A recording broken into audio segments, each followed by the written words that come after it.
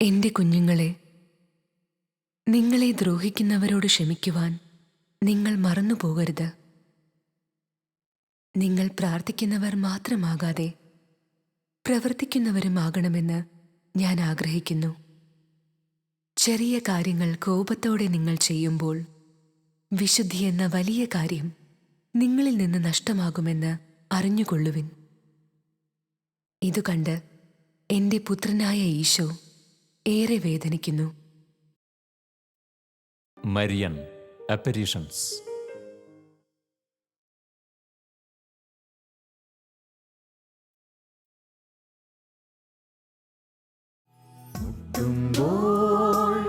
എന്നും തുറക്കുന്ന വാതിലേ, നിത്യസഹായത്തിൻ പൂന്തെന്നലേ, സ്വർഗത്തിലെന്നും വിളങ്ങുന്ന താരമേ, സ്നേഹത്തിൻ നിലയനമേ, അമ്മേ ത്യാഗത്തിൻ നിറകൂടമേ, പരലോകരാജ്ഞിയാമെന്നമ്മേ, എന്നും മാതൃസ്നേഹത്തിൻ്റെ മാതൃകയേ, ഉഷകാലേ നിന്നും താരകമേ, നിന്നെ സാദരം ഞങ്ങൾ വാഴ്ത്തുന്നു, നിന്നെ സാദരം ഞങ്ങൾ വാഴ്ത്തുന്നു.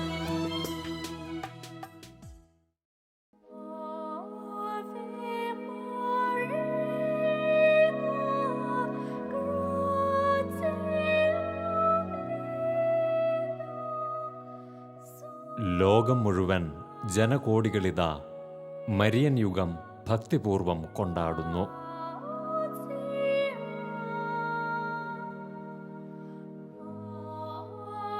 കർത്താവിൻ്റെ അമ്മയെ വഹിച്ചുകൊണ്ട് അവർ നഗരങ്ങൾ ചുറ്റുന്നു.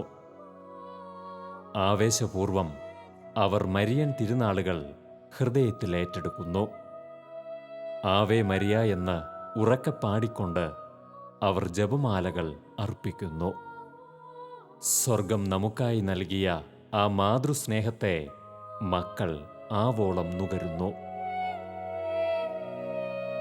തേനും പാലും സുഗന്ധവും അമ്മ മാതൃസ്നേഹത്തിൻ്റെ അടയാളങ്ങളായി ലോകമെങ്ങും വെളിപ്പെടുത്തുന്നു. ഇതിൽ മാതാവിൻ്റെ കണ്ണുനീരിൻ്റെ അടയാളം എങ്ങും ചർച്ച ചെയ്യപ്പെടുന്നു. ലോകത്തിൻ്റെ ഇന്നത്തെ പാപകരമായ അവസ്ഥയെ ഹൃദയത്തിൽ വേദനയായി ഏറ്റെടുത്ത അമ്മ ആ കണ്ണുനീർ മാനസാന്തര സുവിശേഷമായി നമുക്ക് മുൻപിൽ നൽകുന്നു.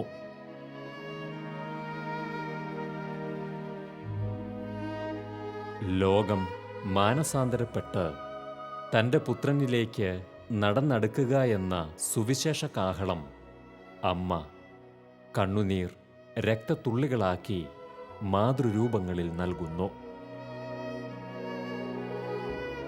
അനേകർ ഇത് കണ്ടുകൊണ്ട് പാപവഴി ഉപേക്ഷിച്ച് തിരികെ നടക്കുന്നു. ലോകത്തിൻ്റെ ഈ അശുദ്ധി നിറഞ്ഞ അവസ്ഥ കണ്ടുകൊണ്ടു നിൽക്കുവാൻ സ്വർഗത്തിൻ്റെ കന്യകയ്ക്ക് കഴിയുന്നില്ല. അതിനായി അവൾ നിതാന്തം തിരുസഭയിൽ ഇടപെടുന്നു.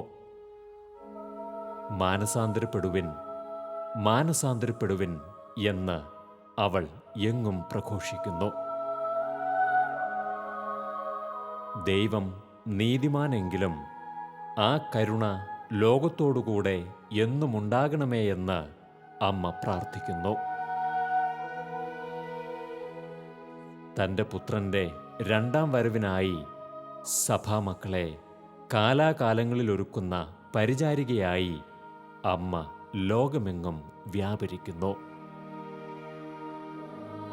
ഫാത്തിമയിലെ ഇടയക്കുട്ടികളോട് അമ്മ നൽകിയ സന്ദേശം ഇപ്രകാരമായിരുന്നു: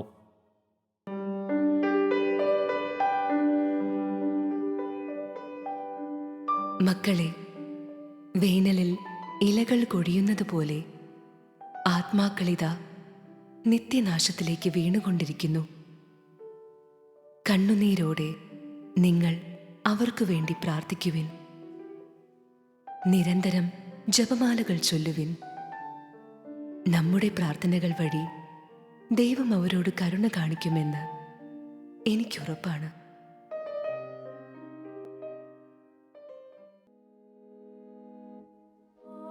മാനസാന്തരപ്പെടുവാൻ ഇനിയും ഒരു സമയം മനുഷ്യ മക്കൾക്കായി ദൈവം അനുവദിക്കില്ല. കാലം ആഗതമാകുന്നു, സമയം കഴിയാറാകുന്നു.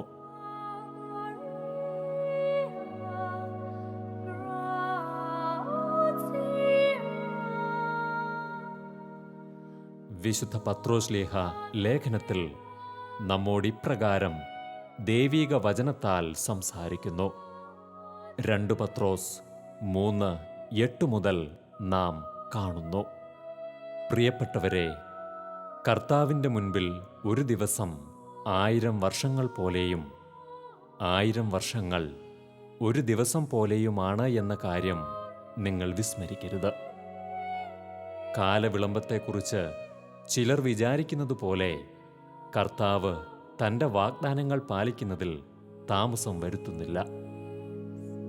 ആരും നശിച്ചു പോകാതെ എല്ലാവരും അനുദപിക്കണമെന്ന് അവിടുന്ന് ആഗ്രഹിക്കുന്നതുകൊണ്ട് നിങ്ങളോട് ദീർഘക്ഷമ കാണിക്കുന്നുവെന്നേ ഉള്ളൂ. കർത്താവിൻ്റെ ദിനം കള്ളനെ പോലെ വരും. അപ്പോൾ ആകാശം വലിയ ശബ്ദത്തോടെ അപ്രത്യക്ഷമാകും. മൂലപദാർത്ഥങ്ങൾ എരിഞ്ഞ് ചാമ്പലാകും. ഭൂമിയും അതിലുള്ള സമസ്തവും കത്തിനശിക്കും. ഇവയെല്ലാം നശ്വരമാകയാൽ വിശുദ്ധിയോടും ദൈവഭക്തിയോടും കൂടെ ജീവിക്കുന്നതിൽ നിങ്ങൾ എത്ര ശുഷ്കാന്തിയുള്ളവരായിരിക്കണം. ആകാശം തീയിൽ വെന്തു നശിക്കുകയും മൂലപദാർത്ഥങ്ങൾ വെന്തുരുകുകയും ചെയ്യുന്ന ദൈവത്തിൻ്റെ ആഗമന ദിനത്തെ പ്രതീക്ഷിക്കുകയും ത്വരിതപ്പെടുത്തുകയും ചെയ്യുവിൻ. നീതി നിവസിക്കുന്ന പുതിയ ആകാശവും പുതിയ ഭൂമിയും അവിടുത്തെ വാഗ്ദാനപ്രകാരം നാം കാത്തിരിക്കുന്നു. ആകയാൽ പ്രിയപ്പെട്ടവരെ, ഇവ പ്രതീക്ഷിച്ചുകൊണ്ട് കളങ്കവും കറയുമില്ലാതെ സമാധാനത്തിൽ കഴിയുന്നവരായി നിങ്ങൾ അവന് കാണപ്പെടാൻ വേണ്ടി ഉത്സാഹിക്കുവിൻ. നമ്മുടെ കർത്താവിൻ്റെ ദീർഘക്ഷമ രക്ഷാകരമാണെന്ന് കരുതിക്കൊള്ളുവിൻ. അതെ, കർത്താവിൻ്റെ ആഗമനം ഇതാ വന്നണയുന്നു. കർത്താവിങ്കിലേക്ക് തിരിയുക എന്നതു മാത്രമാകുന്നു നമുക്ക് മുൻപിലുള്ള ഏക വഴി. ലോകരക്ഷകനായ യേശുക്രിസ്തു മാത്രമാകുന്നു രക്ഷയുടെ വഴി എന്ന് ഏവരും ഏറ്റുപറയുക.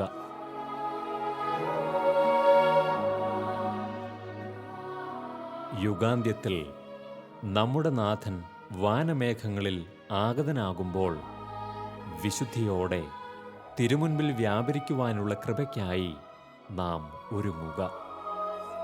ലോകത്തെ അതിനായി നാം ഒരുക്കുക. ലോക സുവിശേഷവത്കരണത്തിൻ്റെ അമ്മയായ പരിശുദ്ധ മറിയം ഈ യുഗാന്ത്യ ശുശ്രൂഷയ്ക്കായി തിരുസഭയിൽ സജീവയാകുന്നു. തൻ്റെ പ്രിയപുത്രനെ എങ്ങും അവൾ പ്രഘോഷിക്കുന്നു. സക്രാരികളെ അവൾ സംരക്ഷിക്കുന്നു. തിരുസഭയിലെ കൂദാശകളെ അമ്മ പ്രഘോഷിക്കുന്നു. ലോകമെങ്ങും രേഖപ്പെടുത്തപ്പെട്ടിട്ടുള്ള മരിയൻ പ്രത്യക്ഷ സന്ദേശങ്ങളെല്ലാം എത്തിച്ചേരുന്നത് ഒരേ ഒരു സന്ദേശത്തിലേക്കാണ്. പാപജീവിതം ഉപേക്ഷിച്ച് വിശുദ്ധിയിൽ വളരുക. മാനസാന്തരപ്പെട്ട് എല്ലാ ജനതകളും യേശുവിലേക്ക് ചേർക്കപ്പെടുക.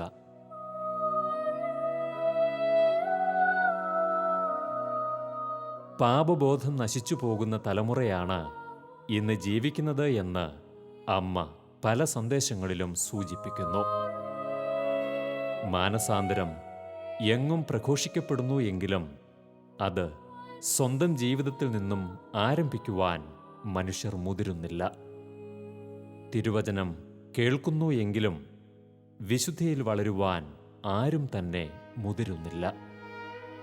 കൂദാശ സ്വീകരണങ്ങൾ മിക്കതും ആഘോഷങ്ങൾക്കായി വഴിമാറുന്നു.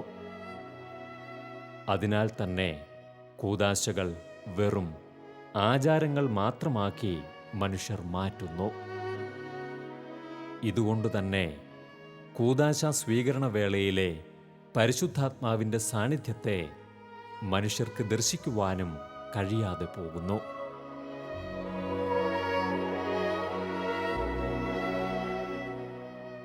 കൂദാശകളിൽ നിന്നും മനുഷ്യമക്കളെ അകറ്റിക്കളയുക എന്ന പിശാചിൻ്റെ തന്ത്രം അവൻ ഇങ്ങനെ ഭംഗിയായി മനുഷ്യമക്കളിൽ പ്രാവർത്തികമാക്കുന്നു.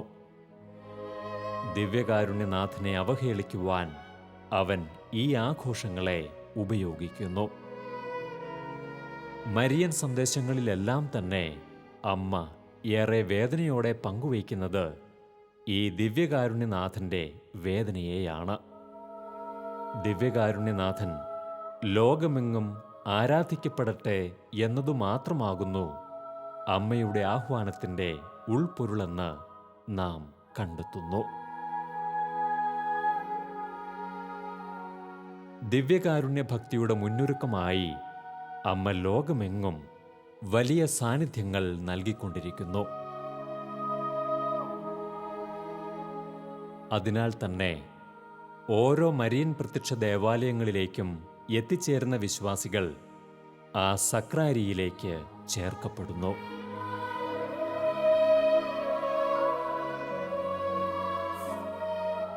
തൻ്റെ പുത്രൻ കൂടുതൽ മഹത്വീകൃതനാകുന്നു.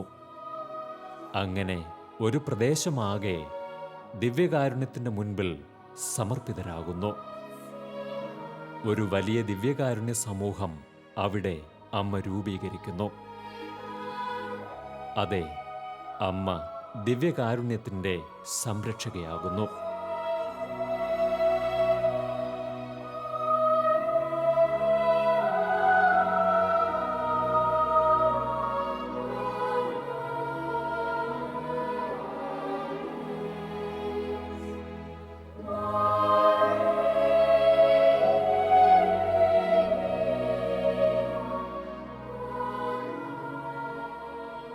പതിനാറാം നൂറ്റാണ്ടിൽ ഭാരതസഭയ്ക്ക് അമ്മ നൽകിയ പ്രത്യേക സന്ദർശനമാണ് വേളാങ്കണ്ണി എന്ന പുണ്യഭൂമിയെ ധന്യമാക്കുന്നത്. പരിശുദ്ധ അമ്മയെ വണങ്ങുവാനും ദിവ്യകാരുണ്യനാഥനെ ആരാധിക്കുവാനുമായി ജനകോടികൾ ഒഴുകിയെത്തുന്ന തമിഴ്നാട്ടിലെ ഒരു കടലോര ഗ്രാമം.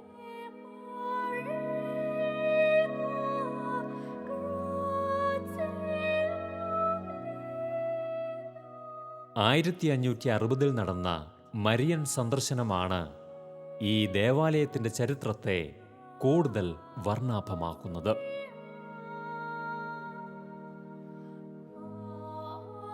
1560 കാലഘട്ടം ഭാരതസഭയിൽ മരിയഭക്തി അധികമൊന്നും പ്രചരിക്കാത്ത കാലഘട്ടം.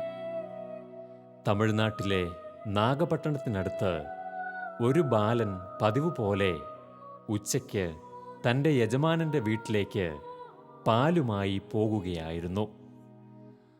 ഉച്ചവെയിലിൽ വാടിത്തളർന്ന ബാലൻ സമീപത്തെ ഒരു ആൽത്തറയിൽ കിടന്ന് വിശ്രമിക്കുകയായിരുന്നു. അപ്പോൾ ആൽത്തറയ്ക്ക് സമീപം ഒരു ചെറിയ കുളത്തിനു ചാരെ നമ്മുടെ അമ്മ ദിവ്യശിശുവിനെയും കൈകളിലേന്തി എത്തിച്ചേർന്നു. ബാലനെ പതുക്കെ വിളിക്കുകയും തൻ്റെ കുഞ്ഞിന് ദാഹിക്കുന്നു എന്നും അല്പം പാൽ നൽകാമോ എന്നും ചോദിച്ചു. തൻ്റെ യജമാനനുള്ള പാൽ നൽകുവാൻ ബാലൻ അല്പം മടിച്ചെങ്കിലും പിന്നീട് അവനത് കൊടുക്കുക തന്നെ ചെയ്തു.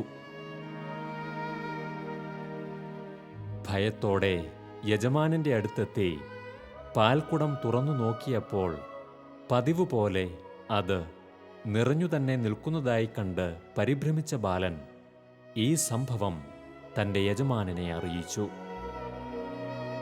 ഉടനെ തന്നെ യജമാനൻ ബാലനെയും കൂട്ടി സംഭവം നടന്ന ആൽമരത്തിനടുത്ത് എത്തിച്ചേർന്നപ്പോൾ പരിശുദ്ധ അമ്മയും ഈശോയും വീണ്ടും അവർക്ക് ദിവ്യമായ ഒരു ദർശനമേകി.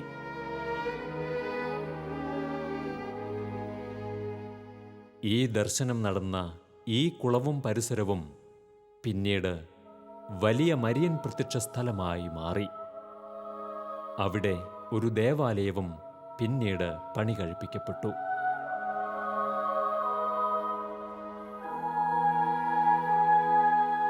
ഈ കുളം ഇന്നും മാതാവിൻ്റെ കുളമെന്ന് അറിയപ്പെടുന്നു. 16-ാം നൂറ്റാണ്ടിൻ്റെ അവസാനത്തിൽ വീണ്ടും പരിശുദ്ധയമ്മയും ഉണ്ണീശോയും ആ പ്രദേശത്ത് മോര് വിറ്റ് നടന്നിരുന്ന ഒരു മുടന്തനായ ബാലനു മുൻപിൽ പ്രത്യക്ഷപ്പെട്ടു. തൻ്റെ കുഞ്ഞിന് അല്പം മോര് നൽകണമെന്നും അവന് ദാഹിക്കുന്നു എന്നും അമ്മ പറഞ്ഞു. മോര് നൽകിയ ഉടനെ അവൻ്റെ മുടന്തുള്ള 2 കാലുകളും സുഖമാക്കപ്പെട്ടു.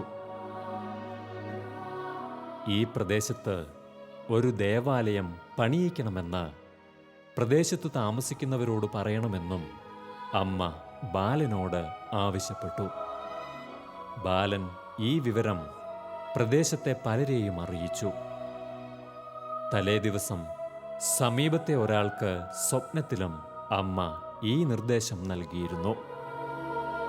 ഈ വിവരം അവിടെയാകെ അറിയുകയും ജനങ്ങൾ ഒന്നുചേർന്ന് ഒരു ദേവാലയം അവിടെ പണി കഴിപ്പിക്കുകയും ചെയ്തു. 3-ാമത്തെ മരിയൻ ഇടപെടൽ ഇവിടെ ലഭിച്ചത് പോർച്ചുഗീസുകാരായ കച്ചവടക്കാർക്കാണ്. മക്കാവോയിൽ നിന്നും ശ്രീലങ്കയിലേക്കുള്ള അവരുടെ യാത്രയിൽ വലിയ കടൽക്ഷോഭമുണ്ടാകുകയും അവർ സഞ്ചരിച്ചിരുന്ന കപ്പലിന് കേടുവരുകയും അവർ വലിയ ആപത്തിൽപ്പെടുകയും ചെയ്തു. അങ്ങനെയുള്ള സന്ദർഭങ്ങളിൽ സാധാരണ അവർ ചെയ്യാറുള്ളതുപോലെ മറിയത്തിൻ്റെ മധ്യസ്ഥം യാചിച്ചു കേണു. ആപത്തിൽ നിന്നും രക്ഷപ്പെട്ടാൽ കപ്പൽ അടുക്കുന്ന കരയിൽ ഒരു ദേവാലയം നിർമ്മിച്ചു നൽകാമെന്ന് അവർ നേർച്ചയും നേർന്നു.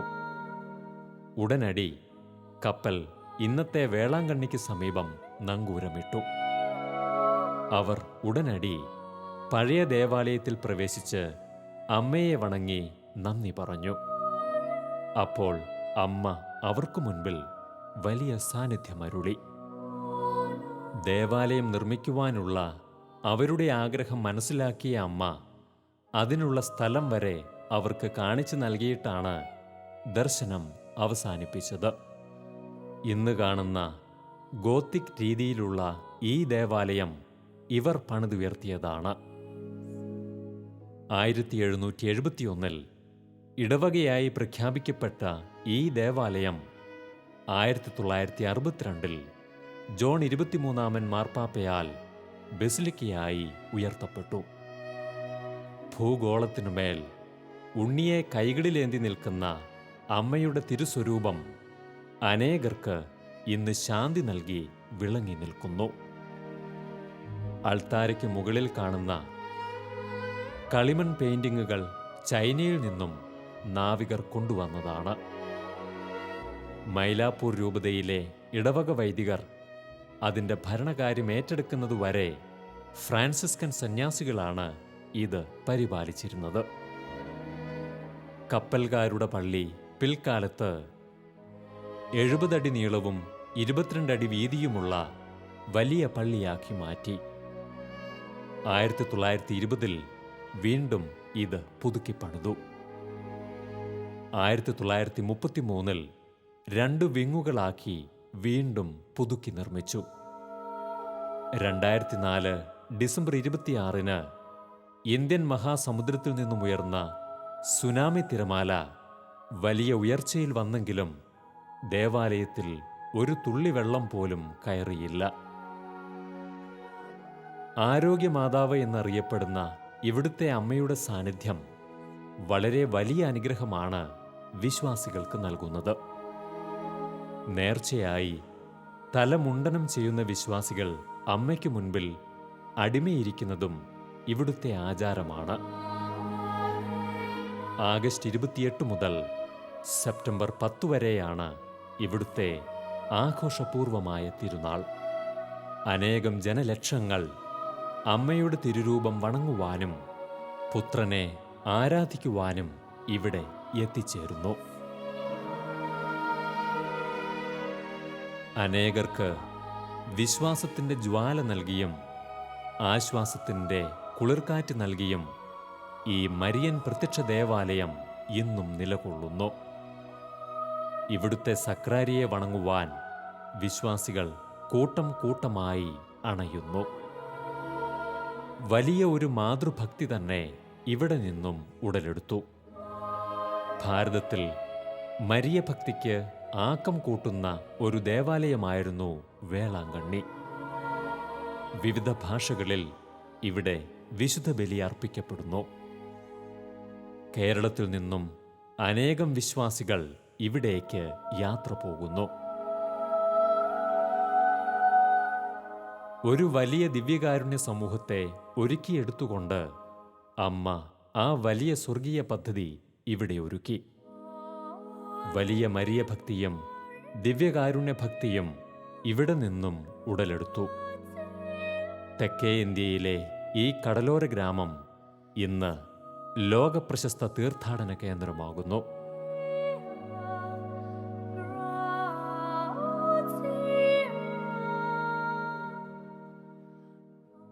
അതെ, നമ്മുടെ അമ്മ അനേകം ഇടപെടലുകളാൽ വിശ്വാസ സമൂഹങ്ങളെ ഉജ്ജ്വലിപ്പിക്കുന്ന സാന്നിധ്യമാണ്.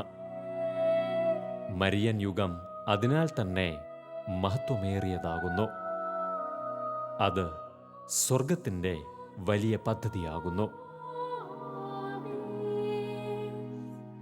ഇനിയുള്ള കാലഘട്ടത്തിൽ മരിയൻ ഭക്തിയല്ലാതെ തിന്മയെ തകർക്കുവാൻ വേറൊരു ആയുധം സ്വർഗം നൽകുന്നില്ല. കാരണം തിന്മ ഏറ്റവും ഭയപ്പെടുന്നതും ആ സ്വർഗീയ രാജ്ഞിയെയാകുന്നു. അതുകൊണ്ടുതന്നെ അമ്മയുടെ ഭക്തരെ തിന്മ ഏറ്റവും ഭയപ്പെടുന്നു. മരിയ ഭക്തി തകർക്കുവാൻ അവൻ നിതാന്തം ശ്രമിക്കുന്നു.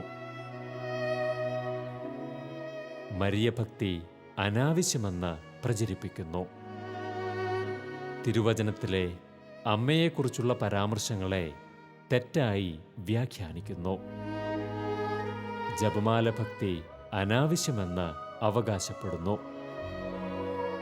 ലോകാവസാനം പോലുള്ള മനുഷ്യരെ ഭീതിയിലാഴ്ത്തുന്ന കാര്യങ്ങൾ പറഞ്ഞ് അവർ ആളുകളെ വഴിതെറ്റിക്കുന്നു. കൂദാശകളിൽ നിന്നും മനുഷ്യമക്കളെ അകറ്റിക്കളയുക എന്ന തന്ത്രം അങ്ങനെ അവൻ നിർവഹിക്കുന്നു.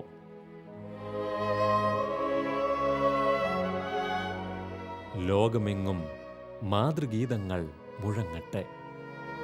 ദിവ്യകാരുണ്യത്തിലേക്ക് ജനകോടികളെ അമ്മയാനയിക്കുന്ന കാഴ്ചകൾ പ്രചരിക്കപ്പെടട്ടെ. തിരുസഭയുടെ വിശുദ്ധമായ കൂദാശകളെ മഹത്വത്തോടെ നാം കാണുന്നതിനായി അമ്മയോടുള്ള ഭക്തി ലോകമെങ്ങും പ്രചരിക്കപ്പെടട്ടെ.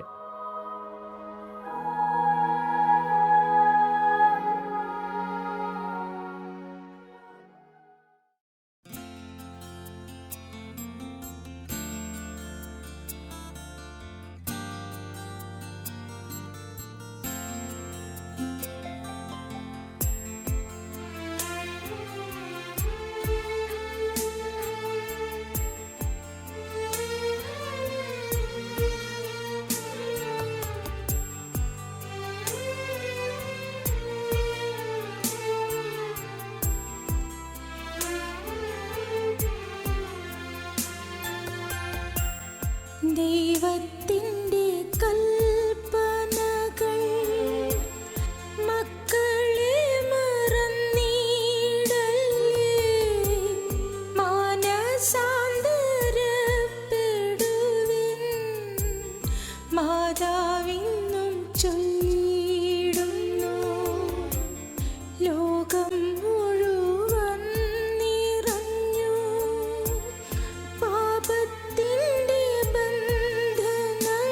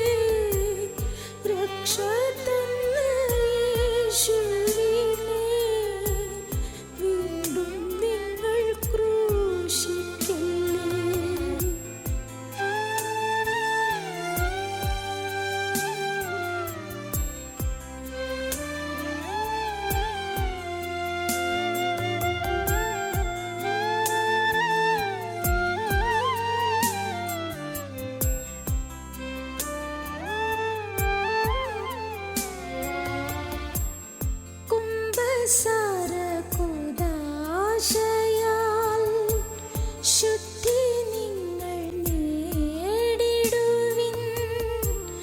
പരിശുദ്ധ കുർബാനയെ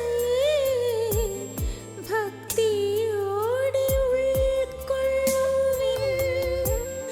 പാവനാത്മനേകിടുന്ന ജീവനേകും തിരുവചനം ധ്യാനിച്ചനുതാപത്തിൻ്റെ മാർഗം നിങ്ങൾ സ്വീകരിപ്പിൻ. സത്കുടുംബനാഥനാകും മാർ യോസേപ്പിൻ മാധ്യസ്ഥ്യവും സകല വിശുദ്ധരെയും നിത്യമോർത്തു പ്രാർത്ഥിക്കുവിൻ.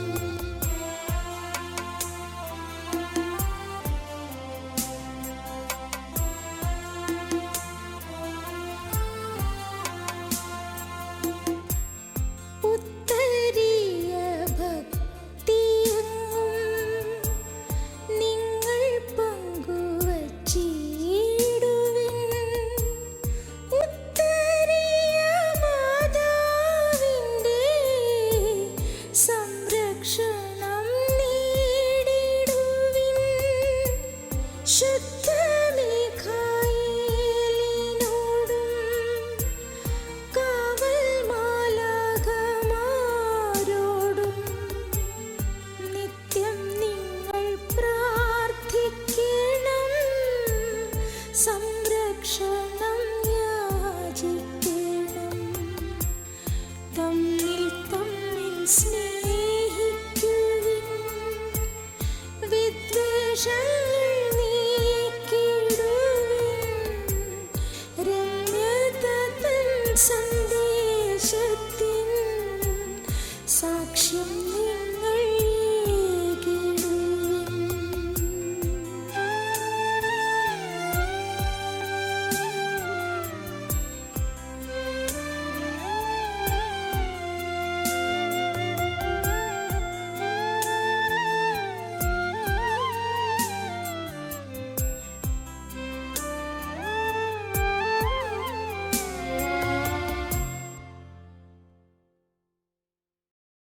നിത്യസഹായമാതാവേ, ആശ്രിതർക്കാശ്വാസമേകണമേ.